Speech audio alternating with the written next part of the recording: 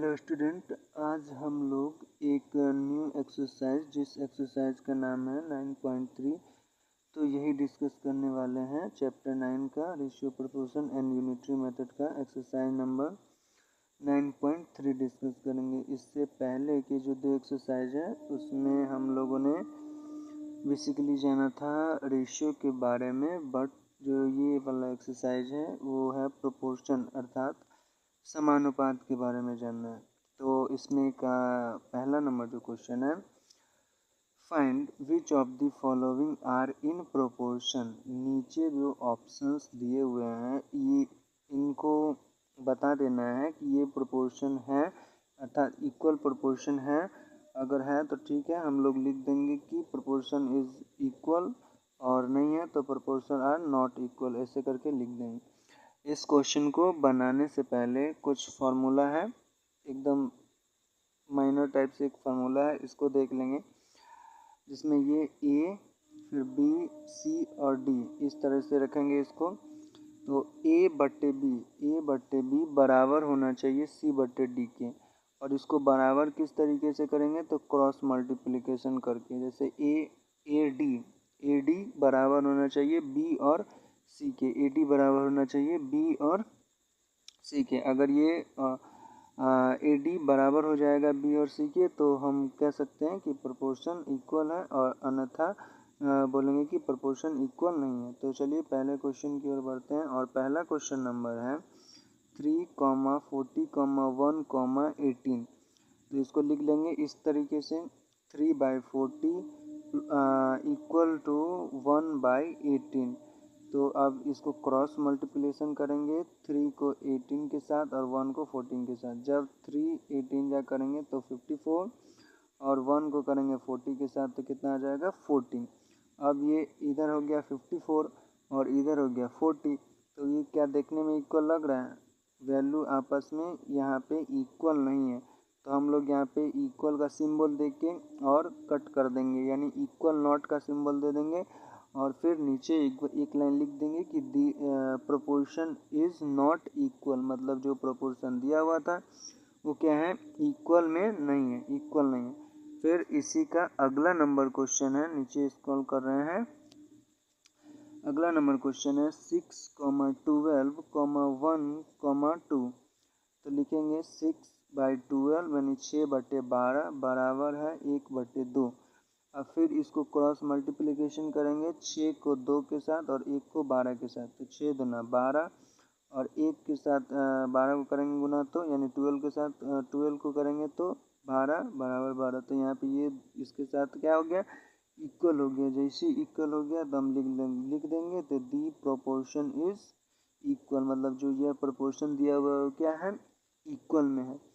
फिर इसी का थर्ड नंबर अगला क्वेश्चन है, थर्ड नंबर क्वेश्चन यहाँ पे 9, 2, 42, 8। फिर इसको 9/2 इक्वल टू 42/8। अभी यहाँ पे इक्वल का सिंबल बस दिए हैं, ये इक्वल है या नहीं ये क्रॉस मल्टीप्लिकेशन करेंगे तब ये पता चलेगा। क्रॉस मल्टीप्लाई जब करेंगे तब ये पता चलेगा कि ये जो वैल्यूज़ दी गई है ये आपस में इक्वल है, मतलब प्रोपोर्शन है कि नहीं है। तो फिर अब 9 को 8 के साथ गुना करेंगे तो 9 8 जा 72 और 42 2 जा 84, और ये दोनों वैल्यू आपस में इक्वल नहीं है, तो हम इक्वल नॉट का सिंबल यहाँ पे इक्वल दे करके कट कर दिए। तो ये दोनों वैल्यू चूँकि क्या थी, आपस में इक्वल नहीं थी। और फिर नीचे एक लाइन लिख दिए कि the proportion is not equal, the proportion is not equal. फिर इसका अगला नंबर क्वेश्चन जो फोर्थ नंबर क्वेश्चन है उसको देखेंगे तो वो ये रहा आपका 30, 40, 45, 60। तो 30/40 इक्वल फिर उसके बाद 45/60। अब इसको फिर क्रॉस मल्टीप्लाई करेंगे यहाँ से 30 को 60 के साथ, 45 को 40 के साथ। जब 30 को 60 के साथ किए तो आ गया कितना 1800, मतलब 1800, और 45 को जब 40 के साथ किए तो भी सेम वैल्यू आ गया 1800 और ये दोनों आपस में इक्वल है। तो इक्वल होने के चलते क्या हो गया, ये प्रोपोर्शन मतलब ये प्रोपोर्शन में आ जाएगा, प्रोपोर्शन हो जाएगा। तो दी प्रोपोर्शन अर्थात समानुपात इज इक्वल यानी बराबर है। ये जो प्रोपोर्शन यानी समानुपात जो दिया हुआ है वो क्या है, बराबर। इक्वल का अर्थात मतलब होता है बराबर है। फिर इसका फिफ्थ नंबर क्वेश्चन है, पाँचवा नंबर 64 मीटर, उसका 4 मीटर, इससे पहले डायरेक्ट वैल्यू दिया हुआ था, अब 4 मीटर में करके दिया हुआ है, केजी में करके देगा, सेंटीमीटर में करके देगा, उससे कोई फ़र्क नहीं है। हम इसको नॉर्मली उसी तरीके पिछले वाले तरीके से बना लेंगे। तो यहाँ पे है 64 मीटर, फिर 4 मीटर, फिर 32 मीटर, फिर 2 मीटर।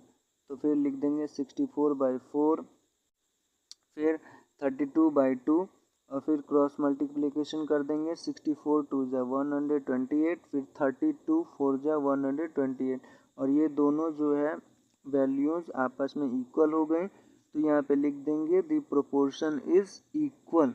फिर इसका एक और इसका लास्ट नंबर क्वेश्चन बच गया है और वो छठा नंबर है, ये रहा।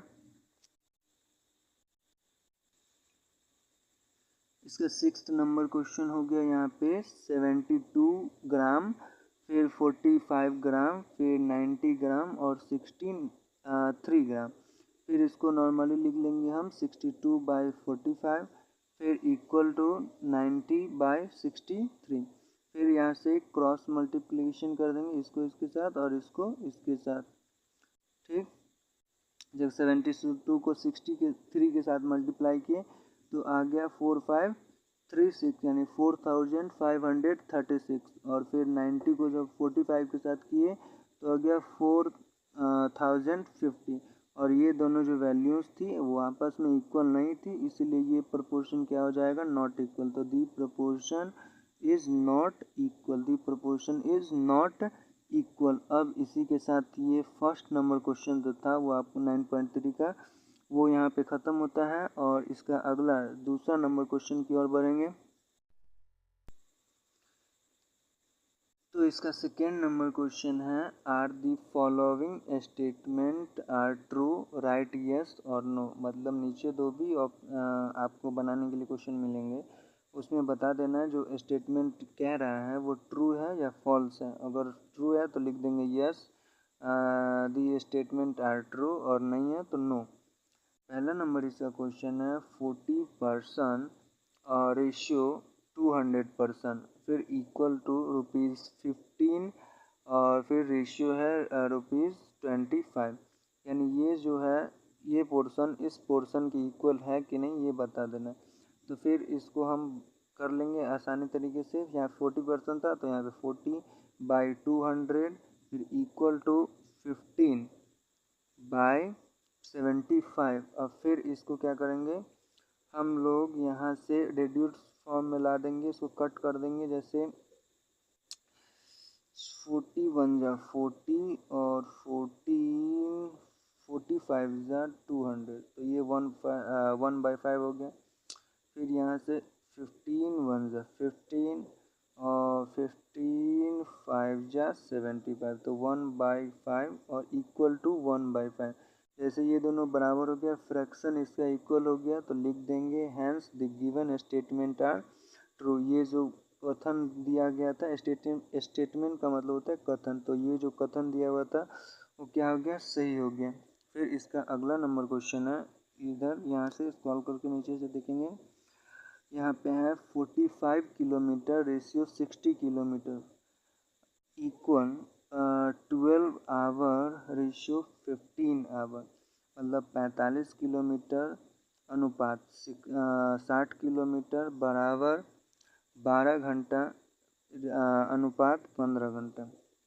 इसको भी नॉर्मली पिछले तरीके से बना लेंगे। तो 45 यानी 45/60 फिर equal to 12 hour by 15 hour, 15 hour.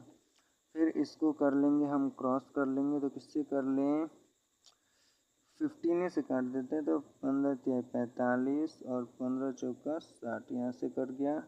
फिर इसको भी काट लेते हैं, 3 से 4 तिहाई 12 और 5 तिहाई 15, तो 3/5 4 इक्वल ये हो गया 4/5, तो ये क्या आपस में इक्वल है, तो यहाँ से ये इक्वल नॉट हो जाएगा, तो लिख देंगे hence the given statement is false. जो भी आपको स्टेटमेंट दिया गया था ये फॉल्स है, यहाँ से ये ट्रू नहीं है, ये फॉल्स है। ठीक, अगला जो इसका सी नंबर क्वेश्चन है वह है 99 kg रेशियो 45 kg फिर इक्वल टू ₹45 रेशियो ₹20। मतलब ये केजी वाला पोर्शन इक्वल होना चाहिए फिर रुपीज़ वाले पोर्शन के, तो यहाँ से हम लिख लेंगे 99 kg बाई 45 kg फिर इक्वल टू 44/20। अब ये इसको कट करके रिड्यूस फॉर्म में ला देंगे, तो इसको किससे काट देते हैं हम 9 से काट देते हैं, तो यहाँ से 11 नंबर 99 और 9 पच्चे 45, 11/5 आ गया। फिर इधर काट देते हैं, किससे काट दें, तो इधर काट देते हैं हम आपको 4 से, तो 11 चौक 44 और 4 पंचे 20, 11/5। और ये दोनों पोर्शन देख रहे हैं कि आपस में क्या है, फ्रैक्शन आपस में इक्वल है, तो जब फ्रैक्शन इक्वल है तो रेशियो भी इसका इक्वल ही हो जाएगा, तो ये स्टेटमेंट क्या हो जाएगा, ट्रू हो जाएगा, तो hence the given statement is true. फिर इसका डी नंबर क्वेश्चन आ गया 52 लीटर रेशियो 39 लीटर फिर equal to 3 litre ratio 4 litre.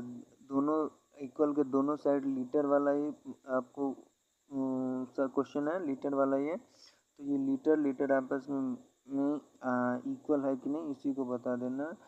तो इधर वाला पोर्शन देखते हैं 52/39 फिर इधर वाला पोर्शन हो गया 3/4। अब देखेंगे ये दोनों इक्वल है कि नहीं, तो पहले इसको रेड्यूस फॉर्म में ला देंगे, तो इसको कट कर देते हैं 13 से 13 चौका 52 13 तिया 39, फिर इधर इसको रेड्यूस फॉर्म में ये खुद है ही, तो इसको लाना नहीं है, इसको छोटा करना नहीं है, तो इधर हो गया 4/3 और इधर हो गया 3/4। और ये दोनों देख रहे हैं कि आपस में इक्वल क्या है, नहीं है, ये दोनों आपस में इक्वल नहीं है, तो लिख देंगे hence the given statement is false. ये दोनों जो स्टेटमेंट था इसमें दिया हुआ है ये क्या है, फॉल्स है। तो आज के सेशन में बस इतना ही है, फिर अगले सेशन में आपको 9.3 का अगला 3, 4 मतलब जितना बचा हुआ क्वेश्चन रहेगा उस सब को सॉल्व करेंगे। ठीक है, तब तक के लिए इतना ही।